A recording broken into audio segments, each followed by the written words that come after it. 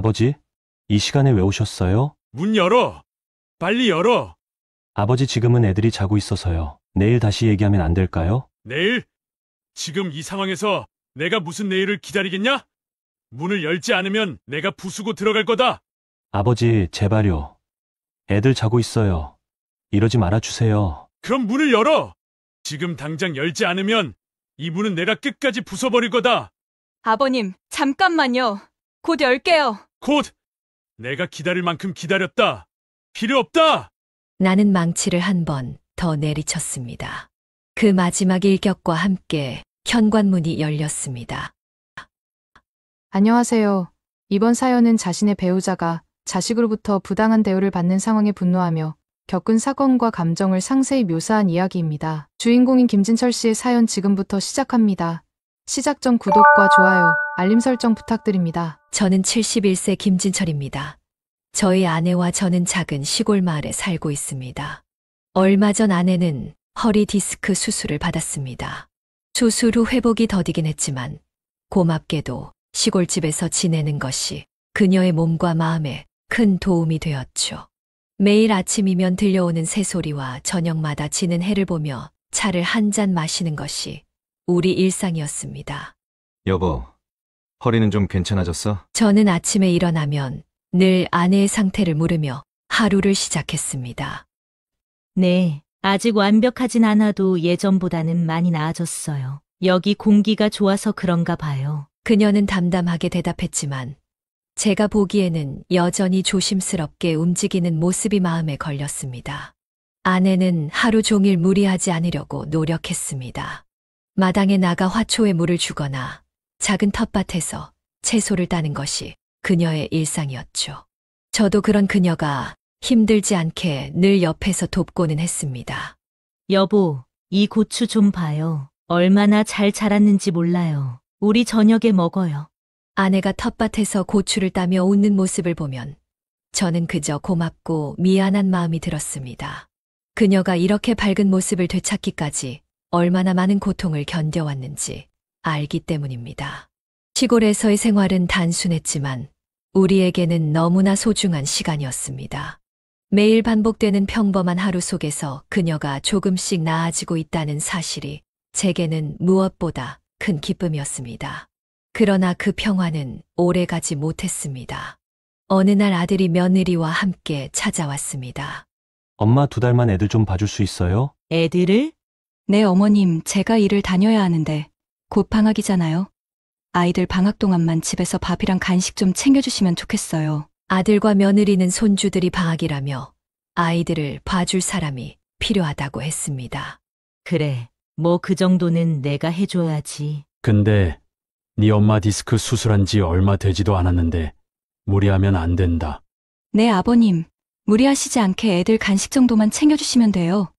애들끼리 있는 건 제가 불안해서요. 제가 퇴근하고 오면 집안일이나 반찬 같은 건 다 해놓으니까 어머님은 아무것도 안 하셔도 돼요. 저는 그 말을 듣고 한동안 아무 말도 하지 않았습니다.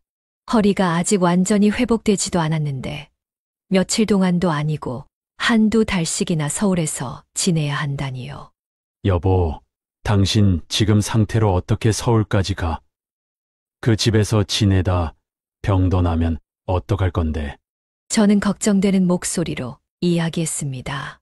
손주들이랑 같이 있는 동안 내가 무리하지 않으면 돼요. 그리고 며느리가 일해야 하는데 제가 도와주는 게 맞죠. 아이들도 저랑 있으면 좋아할 거고요. 그녀는 담담하게 말했지만 저는 그 말이 쉽게 받아들여지지 않았습니다. 여보, 집에서 조심히 운동하면서 지내면 되는데 왜 굳이 거길 가려고 해? 하지만 아내는 고개를 끄덕이며 말했습니다. 여기서 쉬는 것도 좋지만 가족을 위해 제가 할 수 있는 걸 해야죠. 그날 밤 저는 잠자리에 누웠지만 쉽게 잠들 수가 없었습니다. 아내가 아직 회복이 덜 된 상태라는 것을 알면서도 그녀를 말리지 못한 제 자신이 답답하게 느껴졌습니다. 하지만 아내가 이미 마음을 굳혔다는 걸 알고 있었기에 더 이상 무리하게 말릴 수도 없었습니다. 다음 날 아내는 짐을 챙기며 저를 바라보았습니다. 여보, 걱정하지 마세요. 제가 무리하지 않고 잘 지낼게요. 며느리도 신경 써줄 거고요. 저는 고개를 끄덕였지만 그 말이 쉽게 믿기지 않았습니다. 무슨 일이 있으면 내가 바로 데리러 갈 거야. 그러니까 연락 잘 받고. 그렇게 아내는 서울로 향했습니다. 저는 매일 아내의 건강을 걱정하며 전화를 기다렸습니다. 아내가 무사히 잘 지내길 바라는 마음으로 하루하루를 보냈습니다. 며칠 동안은 아내가 손주들과 찍은 사진을 보내오기도 했습니다. 밝게 웃는 손주들의 모습에 아내도 나름대로 행복해하는 것 같아 보였죠. 덕분에 저도 조금은 안심할 수 있었습니다. 여보, 손주들하고 재미있게 지내고 있어요. 애들이 저랑 같이 노는 걸 너무 좋아하네요. 아내는 전화를 걸어 밝은 목소리로 말하곤 했습니다. 그래. 손주들 좋아하는 모습 보니까 다행이다. 허리는 좀 괜찮아? 저는 항상 그 질문으로 시작했습니다. 아내가 무리하고 있을까 걱정이 됐거든요. 응, 괜찮아요. 아내는 애써 아무렇지 않은 척 말했지만 그 목소리 속엔 어딘가 미세한 피로감이 묻어나 있었습니다. 여보, 너무 무리하지 마. 손주들 보는 거야 좋지만 당신 몸이 더 중요하잖아. 저는 걱정스러운 목소리로 다시 당부했습니다. 알아요, 알죠. 그래서 무리 안 하려고 해요. 근데 애들 웃는 얼굴 보니까 정말 기분이 좋아요. 내가 여기 온 보람이 있는 것 같아요. 아내는 그렇게 말하며 저를 안심시키려 했습니다. 아이들과 블록을 쌓으며 찍은 사진, 거실에서 간식을 나눠 먹는 사진. 그런 사진들을 볼 때마다 저는 한편으로는 안도하면서도 한편으로는 불안한 마음이 들었습니다. 그날 밤 전화를 걸어 다시 물었습니다. 여보, 사진 보니까 즐겁게 지내는 것 같더라. 그런데 정말로 힘들지 않은 거 맞아? 정말 괜찮아요. 애들이 할머니랑 있어주니까 너무 좋아하잖아요. 현우도 고맙다고 하고 며느리도 잘해줘요. 아내는 웃으며 대답했지만 뭔가 마음에 걸렸습니다. 그래도 당신은 무조건 쉬어야 돼. 허리 아프면 바로 나한테 얘기하고. 알겠지? 저는 단호하게 말했습니다. 알겠어요. 알겠어. 걱정하지 말아요. 나도 건강 챙기면서 지낼게요. 아내는 끝까지 저를 안심시키려 했습니다. 그렇게 며칠 동안은 그녀가 손주들과 보내는 시간을 통해 나름대로 행복해하는 것 같았습니다. 저도 아내 사진과 목소리를 들으며 조금은 안심할 수 있었습니다. 하지만 마음 한구석에서는 여전히 불안함이 가시질 않았습니다. 저렇게 밝아 보이는데도 혹시 힘든 걸 억지로 숨기고 있는 건 아닐까. 혼자 이런 생각이 떠오르곤 했습니다. 사진 속 웃는 얼굴 뒤에 피곤한 모습이 숨어 있을지 모른다는 생각이 점점 커져갔습니다. 아내가 보내오는 손주들의 해맑은 얼굴과 밝은 목소리는 저를 잠시 안심시키기도 했지만 동시에 어딘가 마음 깊은 곳에서 불안감을 떨칠 수 없게 만들었습니다. 아내가 정말 괜찮은지 확인할 방법이 없다는 사실이 저를 더 초조하게 했습니다. 어느 순간부터 연락이 이틀에 한 번, 그리고 사흘에 한 번으로 줄어들었습니다. 처음에는 그저 아내가 손주들 보느라 바빠서 그런가 보다 했습니다. 하지만 시간이 지날수록 점점 이상하다는 생각이 들기 시작했습니다. 통화를 하려고 전화를 걸면 아내는 짧게 대답하곤 했습니다. 좀 피곤해서라는 말을 반복하며 대화가 길어지지 않았습니다. 저는 이런 아내의 모습이 점점 걱정스러워졌습니다. 여보, 무슨 일 있는 거 아니야? 목소리가 힘이 없어 보여. 제가 물으면 아내는 늘 똑같은 대답을 했습니다. 아니야. 그냥 애들 보느라 좀 피곤해서 그래. 별일 없어. 아내는 애써 태연한 척했지만 그 말투는 전과는 달랐습니다. 예전에는 밝고 활기찼던 아내의 목소리에서 피곤함이 묻어났습니다. 영상통화를 걸어 확인하려고 해도 그녀는 번번이 거절했습니다. 지금은 좀 쉬고 싶어. 다음에 하자. 그렇게 말하며 전화를 끊었습니다. 사진도 더 이상 보내지 않았습니다. 처음에 손주들과 함께 웃던 사진들은 언제부턴가 사라졌습니다. 정말 손주들과 잘 지내고 있는 건지 아니면 무언가 숨기고 있는 건지 알 수 없었습니다. 저는 다시 전화를 걸어 물었습니다. 여보, 무슨 일 있어? 왜 요즘 사진도 안 보내고 통화도 짧게 끝내? 아내는 잠시 침묵하더니 대답했습니다. 아무 일 없어. 그냥 요즘 좀 힘들어서 그래. 신경 쓰지 마. 그 말을 듣는데 마음이 무거워졌습니다. 분명 무언가가 있었지만 아내는 그것을 말하지 않으려는 듯 했습니다. 그래도 나한테 말해야지. 당신 상태가 어떤지 알아야 내가 걱정 안 하지. 제가 단호하게 말했지만 여전히 대답을 피했습니다. 별거 아니야. 내가 잘 알아서 할게. 그 대화를 끝낸 후에도 저는 마음이 놓이지 않았습니다. 매일 오던 문자와 사진, 밝게 웃던 목소리가 사라진 것은 단순한 일이 아닐 것 같았습니다. 아내는 자신이 겪는 불편함이나 어려움을 저에게 말하지 않으려는 듯 보였습니다. 왜 말을 안 하는 걸까? 정말로 별일이 없어서 그런 걸까? 혼자 고민이 깊어졌습니다. 아내가 힘들어도 참는 성격이라는 걸 알기에 이런 변화가 더욱 걱정스러웠습니다. 며칠 뒤 저는 다시 전화를 걸었습니다. 여보, 정말 괜찮은 거 맞아? 왜 이렇게 연락이 뜸해졌어? 나 걱정돼. 하지만 아내는 여전히 짧게 대답하며 전화를 빨리 끊으려 했습니다. 정말 괜찮다니까. 당신이 괜히 걱정하는 거야. 나 쉬어야 하니까 끊을게. 그 말과 함께 전화가 끊겼을 때 저는 그제야 확신했습니다. 아내는 무언가를 숨기고 있었습니다. 손주들과 함께 잘 지내고 있다는 말도, 괜찮다는 말도 모두 저를 안심시키기 위한 거짓말처럼 들렸습니다. 아내의 변화는 제게 더 큰 불안감을 안겨주었습니다.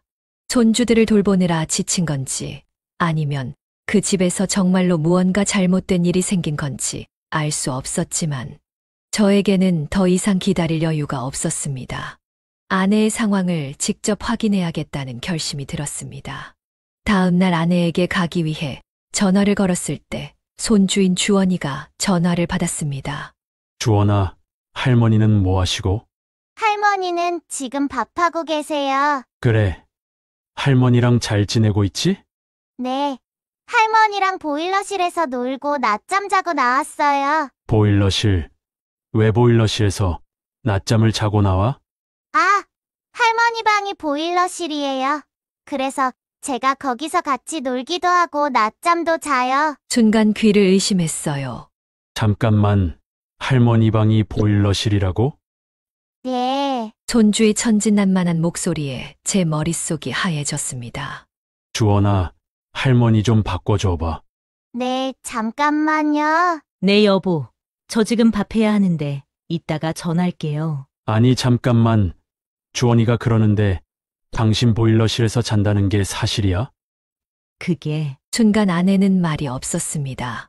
마땅히 제가 지낼 방이 없어서 애들이 임시로 만들어줬어요. 괜찮아요. 당신 허리도 안 좋은데 보일러실에서 잔다는 게 말이 돼? 여보, 저 정말 괜찮아요. 내가 지금 바로 갈게. 기다려요. 아내가 말렸지만 저는 그 길로 차에 올라탔습니다.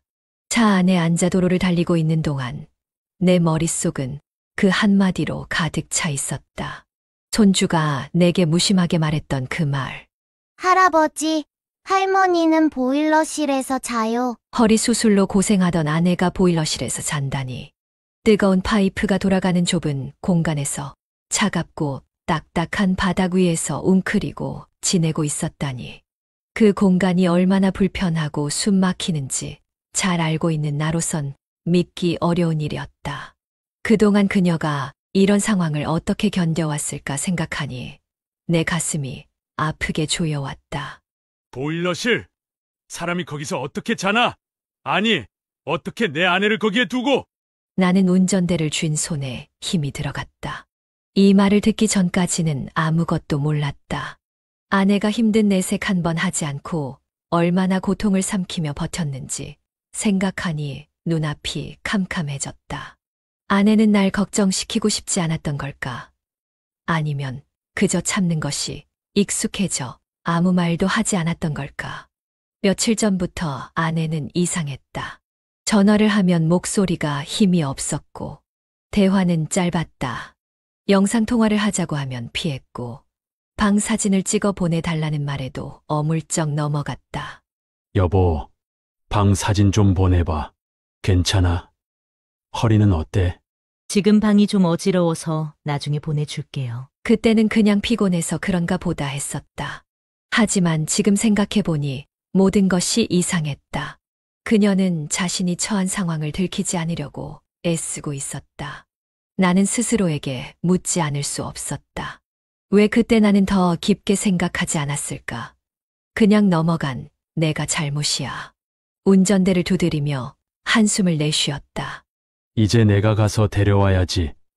그동안 당신이 얼마나 힘들었을까? 가속 페달에 발을 더 깊게 올렸다. 어두운 고속도로 위 차 안은 내 거친 숨소리와 내비게이션의 안내음으로 가득했다. 지금 내 머릿속엔 아내의 모습이 가득 떠올랐다.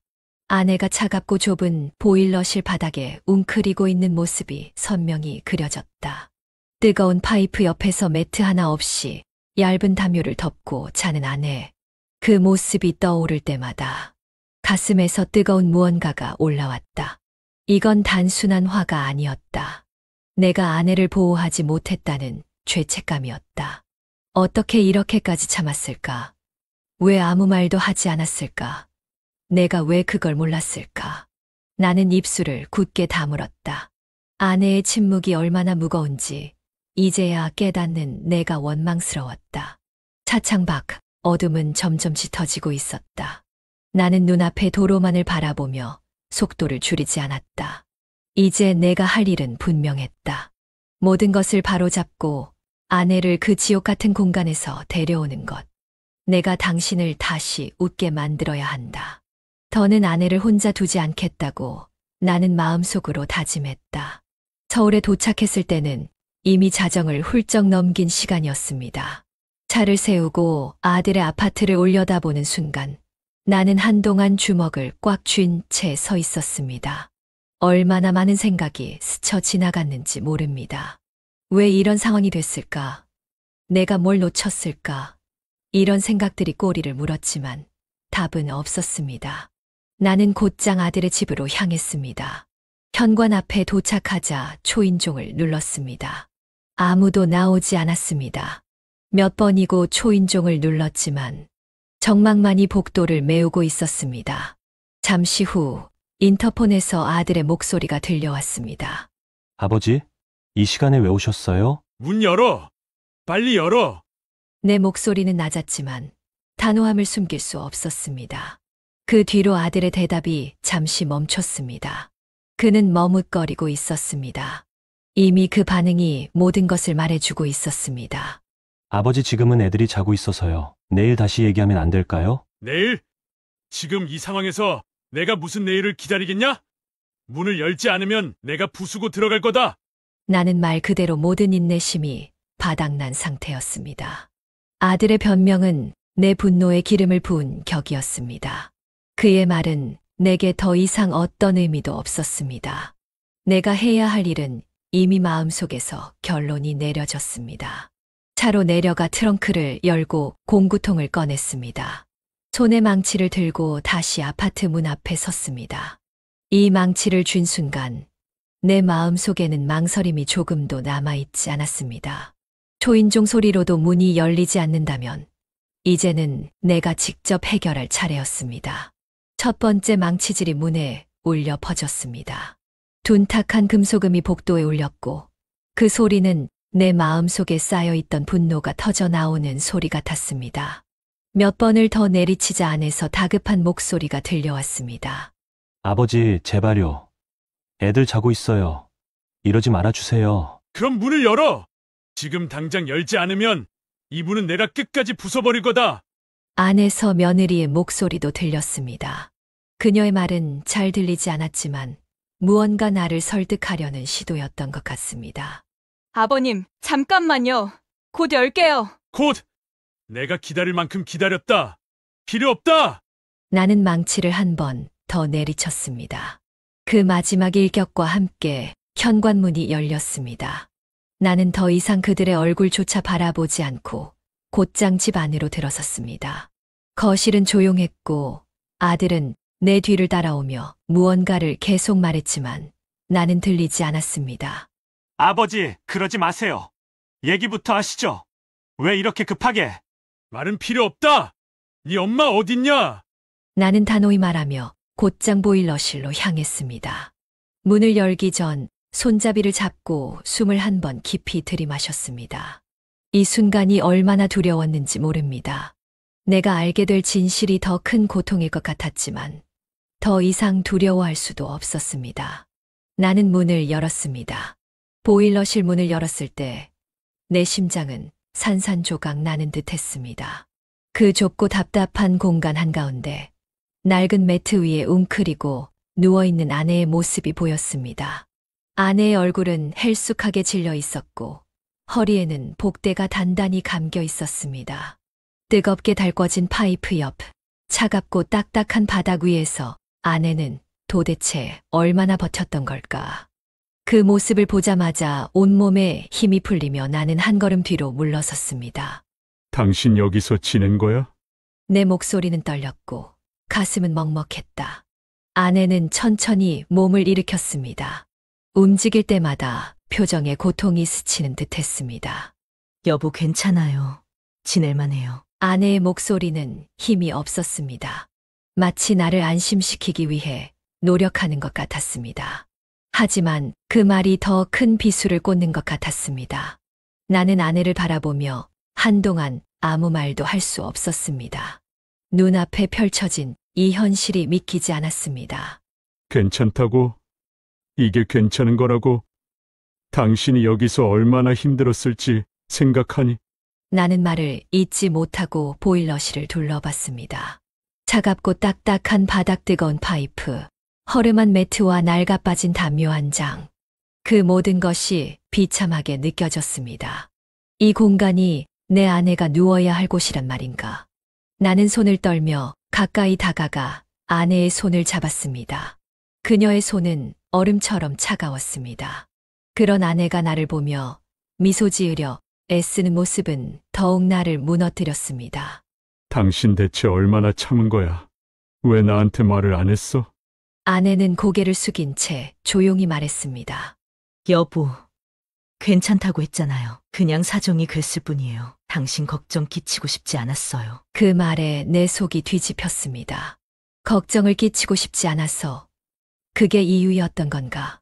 아내가 얼마나 고통 속에서 날 걱정하며 이 모든 걸 감추고 견뎌왔는지 알게 되니 분노와 자책감이 동시에 몰려왔습니다. 내가 주변을 둘러보며 무언가를 찾으려는 찰나 뒤에서 들려오는 목소리가 나를 자극했습니다. 아버님, 저희도 어쩔 수 없었어요. 집이 좁아서요. 어머님도 이해한다고 하셨어요. 그 목소리는 내 아내의 고통을 무시하는 변명처럼 들렸습니다. 나는 천천히 며느리를 돌아보며 눈을 마주쳤습니다. 좁아서? 그래서 허리 수술한 사람을 보일러실로 내몬 거야? 그게 지금 말이라고 짓거리냐? 나는 숨을 크게 내쉬며 며느리를 쏘아보았습니다. 그런데 그녀는 잠시 머뭇거리더니 다시 입을 열었습니다. 아버님께서 신혼집을 더 넓게 마련해 주셨으면 이런 일은 없었겠죠. 그 말은 마지막 방아쇠를 당겼습니다. 나는 더 이상 참을 수 없었습니다. 나도 모르게 손이 올라가 아들의 뺨을 내리쳤습니다. 30년 동안 단 한 번도 손을 대본 적 없는 내 아들에게 이런 행동을 하게 될 줄은 꿈에도 몰랐습니다. 너, 내가 그러고도 내 아들이냐? 내가 이걸 보고도 가만히 있었다는 게 말이 되냐? 아들은 놀란 표정으로 나를 바라보며 입을 떼었습니다. 아버지 죄송합니다. 제가 막았어야 했어요. 정말 죄송합니다. 그러나 나는 그의 말을 더는 듣고 싶지 않았습니다. 손을 떨며 고개를 저었습니다. 지금 당장 너희 어머니는 내가 데려간다. 그리고 내가 신혼집장만 하라고 너희에게 줬던 돈 5억 전부 돌려놔라. 더 이상 말하지 않겠다. 나는 아내의 손을 잡고 보일러실을 나왔습니다. 손을 잡은 내 손끝이 떨리고 있었습니다. 아내의 차가운 손이 내게 말하고 있었습니다. 얼마나 외로웠는지, 얼마나 힘들었는지. 차로 향하는 내내 나는 아무 말도 하지 않았습니다. 아내도 침묵을 지켰습니다. 그 침묵이 모든 것을 말해주고 있었습니다. 아내를 이 지옥 같은 공간에서 데리고 나오는 것만이 내가 할 수 있는 일이었습니다. 이 모든 게 내 잘못이야. 내가 더 신경 썼어야 했는데 당신을 이렇게 힘들게 한 건 나야. 하지만 이제는 아니야. 내가 반드시 모든 걸 바로잡을 거야. 하지만 그런 다짐으로 제 마음이 가벼워질 리 없었습니다. 아내의 침묵은 더 큰 무게로 제 가슴을 짓눌렀습니다. 아내는 아무 말도 하지 않았습니다. 그저 천천히 한 걸음씩 걸어갔습니다. 그녀의 힘없는 발걸음과 떨리는 손길이 말없이 모든 걸 말해주고 있었죠. 얼마나 고통스러운 시간을 혼자 견뎌왔는지, 얼마나 혼자 버텨왔는지, 그 순간 너무나 명확하게 느껴졌습니다. 밖으로 나왔을 때 차가운 밤 공기가 저를 감쌌습니다. 저는 그녀를 단단히 부축하며 한 걸음 한 걸음 조심스럽게 차로 향했습니다. 그동안 아내는 여전히 아무 말도 하지 않았습니다. 침묵 속에서도 저는 그녀가 느꼈을 고통과 외로움을 더 깊이 느낄 수 있었습니다. 아마도 그녀는 저를 걱정시키고 싶지 않아서 말을 아꼈던 거겠죠. 하지만 그 침묵이 오히려 더 큰 울림으로 다가왔습니다. 제가 그녀를 차에 태운 순간 그녀가 길게 한숨을 내쉬는 소리가 들렸습니다. 그 짧은 한숨 소리가 제 가슴을 무너뜨렸습니다. 그 소리 안에는 그녀가 그동안 얼마나 힘들었는지, 얼마나 오랫동안 참고 견뎌왔는지가 고스란히 담겨 있었거든요. 여보, 내가 왜 이렇게 늦었을까? 내가 더 빨리 왔어야 했는데, 이 모든 걸 막을 수 있었을 텐데. 저도 모르게 이런 말이 튀어나왔습니다. 제 목소리는 떨렸고 제 마음은 더 무거워졌습니다. 그때 아내가 저를 조용히 바라보며 힘없이 미소를 지었습니다. 여보, 이제 됐어요. 이렇게 와줬으니까 충분해요. 아내의 목소리는 부드러웠지만 그 안에는 깊은 피로와 체념이 담겨 있었습니다. 미소는 저를 더 아프게 했습니다. 그 미소 뒤에는 자신을 위로하며 버텨온 수많은 날들이 숨어 있다는 걸 저는 알고 있었습니다. 그녀가 얼마나 많은 고통을 혼자 삼켰는지 생각하니 숨이 턱 막혔습니다. 다음 날 아침 저는 아내를 병원으로 데려갔습니다. 진찰 결과는 제 예상보다 훨씬 심각했습니다. 척추 상태는 거의 원점으로 돌아갔고 혈압은 이미 위험한 수준에 이르러 있었습니다. 스트레스와 차가운 환경이 그녀의 몸을 완전히 망가뜨린 것 같았습니다. 제가 더 빨리 움직였다면, 제가 아내를 보내지 않았더라면 이 모든 일은 일어나지 않았겠죠. 제 무관심과 늦은 대처가 이 지경까지 몰아넣었다는 생각에 제 어깨는 한없이 무거워졌습니다. 병실로 돌아와 아내의 옆에 앉았습니다. 아내의 손을 꼭 잡으며 떨리는 목소리로 말했습니다. 여보, 내가 너무 늦었어. 정말 미안해. 내가 당신 옆에 있었어야 했는데. 아내는 조용히 저를 바라보며 미소 지었습니다. 여보, 그럴 필요 없어요. 이렇게 데리러 와준 것만으로도 충분해요. 이제는 괜찮아질 거예요. 아내는 얼마나 오랫동안 자신을 다독이며 참아왔는지, 그 미소 뒤에 얼마나 많은 고통이 숨겨져 있었는지 이제야 깨달았습니다. 그 순간 저는 마음속으로 다시 한번 다짐했습니다. 이제부터는 내가 당신 곁에 있을게. 내가 끝까지 당신을 지킬 거야. 더 이상 당신을 혼자 두지 않을 거야. 아내는 살짝 고개를 끄덕이며 미소로 대답했습니다. 그 작은 반응이었지만 저에게는 가장 큰 약속처럼 느껴졌습니다. 아내가 다시 건강을 되찾고 마음 편히 웃을 수 있도록 모든 것을 바칠 준비가 되어 있었습니다. 여러분, 그날의 다짐은 저에게 가장 큰 책임이자 목표가 되었습니다. 아내의 미소를 되찾는 것, 그것이 제가 앞으로 살아가는 이유가 되었습니다. 몇 주가 지나자 아내의 얼굴에는 혈색이 돌아오기 시작했습니다. 천천히 걸음을 내딛었고 한동안 부축 없이는 제대로 걷지 못했던 아내가 이제는 스스로 몸을 움직이려 노력하는 모습을 보였습니다. 저는 그런 아내를 조심스럽게 옆에서 부축하며 힘이 될 수 있도록 최대한 도왔습니다. 여보, 이제 내가 항상 당신 곁에 있을게. 절대 혼자 두지 않을 거야. 제 말을 들은 그녀는 가늘게 웃으며 고개를 끄덕였습니다. 아내의 그 미소는 말없이 저에게 많은 것을 이야기해 주었습니다. 한동안 무거웠던 분위기는 조금씩 가벼워졌고 함께 보내는 시간이 다시 평화롭게 느껴지기 시작했습니다. 그날 저녁 우리는 마당에서 함께 작은 산책을 했습니다. 아내는 천천히 발걸음을 옮기며 가끔 하늘을 올려다보았습니다. 저는 옆에서 묵묵히 걸으며 아내가 힘들지 않게 속도를 맞췄습니다. 여보, 공기가 참 좋네요. 이렇게 걸으니 마음이 좀 편안해져요. 그래. 다행이네. 그래도 조금 천천히 걸어. 힘들면 바로 말하고. 아내는 잠시 멈춰서서 저를 바라보았습니다. 여보, 이렇게 걸을 수 있는 게 행복이에요. 정말 고마워요. 그 말을 들은 순간 제 마음은 복잡한 감정으로 물들었습니다. 한편으로는 다시 회복되고 있다는 사실에 안도했지만 다른 한편으로는 아내가 이 말을 할 만큼 힘든 시간을 보냈다는 걸 떠올리며 여전히 죄책감이 밀려왔습니다. 그날 밤 아내가 잠든 후 저는 한참 동안 침대 곁에 앉아 그녀의 얼굴을 바라봤습니다. 건강을 되찾아가는 그녀의 모습은 저를 위로했지만 마음 한구석에는 여전히 무거운 기억이 남아 있었습니다. 그 기억은 바로 손주들의 목소리였습니다. 할아버지, 무서워요. 할머니, 가지 마세요. 그날에 울먹이던 손주들의 목소리가 제 귓가에 맴돌았습니다. 그때 그 아이들의 두려움과 눈물이 떠올라 가슴이 아팠습니다. 저는 그 아이들에게도 상처를 남긴 게 아닌가 싶어 미안한 마음이 가시질 않았습니다. 하지만 저는 마음속으로 다시 다짐했습니다. 이제부터는 당신만 생각하며 살아갈 거야. 내가 당신을 지키고 당신이 다시 웃을 수 있도록 모든 걸 할 거야. 그 다짐은 제게 더 큰 책임감과 목표가 되었습니다.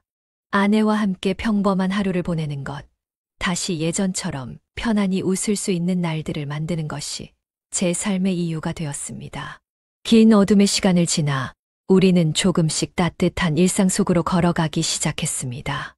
아내의 손을 잡고 함께 걷는 그 순간 저는 깨달았습니다.